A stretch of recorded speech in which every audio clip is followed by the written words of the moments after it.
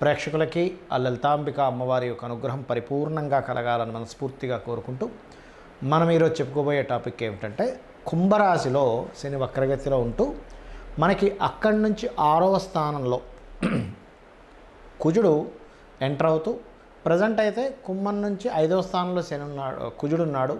తన శని వక్రించినందుకు తన యొక్క కాంబినేషన్, తన యొక్క దృష్టి 5 యాక్సెస్లో ఉంటూ దాని తర్వాత అక్టోబర్ 20వ తేదీ నుంచి కుజుడు కర్కాటక రాశిలోకి వస్తాడు. అలా కర్కాటక రాశిలో నీచంలో ఉన్నప్పుడు కుజుడి మీద దృష్టి ఉన్నందుకు అసలు ద్వాదశ లగ్నాల వారు ఏ విషయాల పట్ల జాగ్రత్తగా ఉండాలి, ఏ విషయాల్లో బాగుంటుంది, మరియు అదేవిధంగా ఏ పరిహార మార్గం చేసుకోవాలి, ఈ యొక్క విషయాలు చెప్తుంది నేనైనప్పటికీ కూడా చెప్పేస్తుంది సాక్షాత్ లలిత అమ్మవారిగా భావిస్తూ ఒక్కొక్క లగ్నం గురించి, లగ్నం తెలియని వారి రాశి గురించి తెలుసుకుందాం. కన్యా లగ్నము, కన్యా రాశి.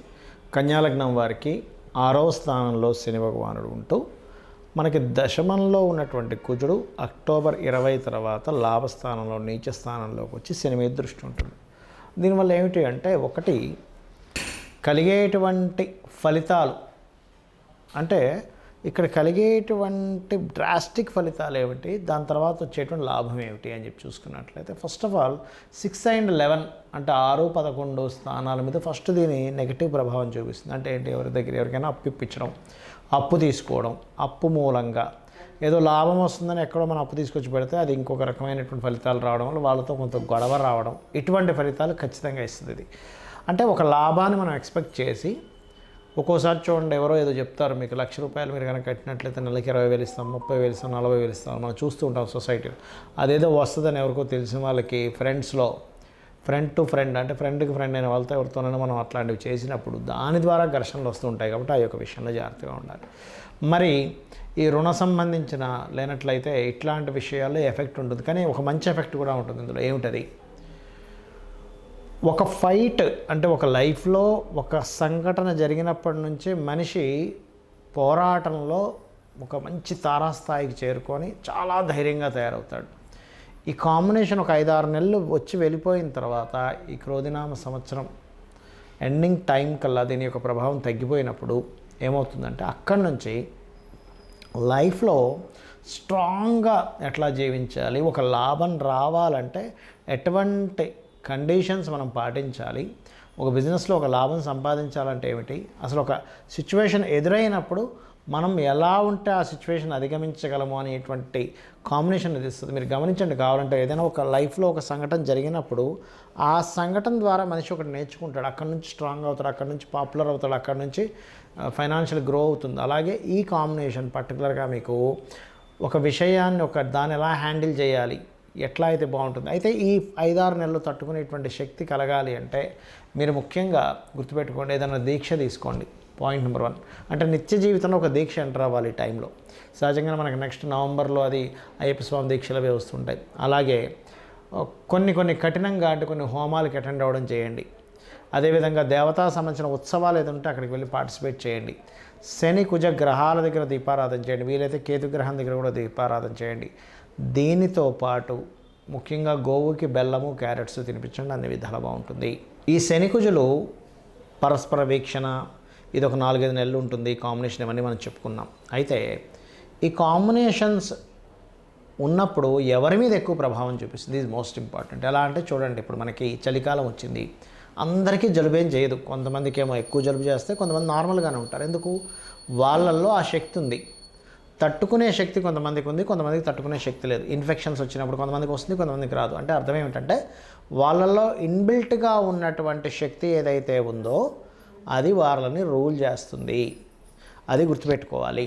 అలాగే మరొక విషయం ఏంటంటే మరి ఎవరి మీద ఎక్కువ ప్రభావం చూపిస్తుంది, మీ జన్మజాతకంలో కనుక శని కుజుల వీక్షణలు ఉన్నా, అంటే శని నుంచి కుజుడు అష్టమంలో ఉండడం, లేకపోతే శని నుంచి కుజుడు సప్తమంలో ఉండడం, చతుర్థంలో ఉండడం, దశమంలో ఉండడం, అంటే 4 and 10 యాక్సెస్ ఇట్లా ఉన్నాయి, లేదా కలిసి ఉన్నారు, అప్పుడు మీరు మరింత జాగ్రత్తగా ఉండాలి. అదీ కాకుండా ఆ కాంబినేషన్ ఉన్నటువంటి వారు పర్టికులర్గా మహాదశ కూడా నడుస్తుంది అనుకోండి, అంటే శని కుజులు కలిసి ఉన్నారు లేదా వీక్షణలో ఉన్నాయి, ఆ మహాదశ నడుస్తుంది. కుజ మహద్దశో, శని మహద్దశో, లేకపోతే ఆ రెండూ కలిసి ఏ రాశుల్లో ఉందో ఆ రాశి దశ, అంటే ఉదాహరణకి బుధ రాశుల్లో ఉంది, బుధదశ వచ్చిన, కర్కాటకంలో చంద్రరాశిలో ఉంది, చంద్రదశ వచ్చిన, సింహరాశిలో ఉంది, రెండు కాంబినేషన్ కలిసి రవి యొక్క మహాదశ వచ్చినా ఇట్లా ఆ రెండూ కలిసి ఏ రాసుల్లో ఉన్నాయో ఆ మహాదశ, లేదా రెండు విడివిడిగి రాసుల్లో ఉంటే ఆ అంతర్దశ మహాదశ, ఎందుకంటే అవి రూల్ చేస్తూ ఉంటాయి.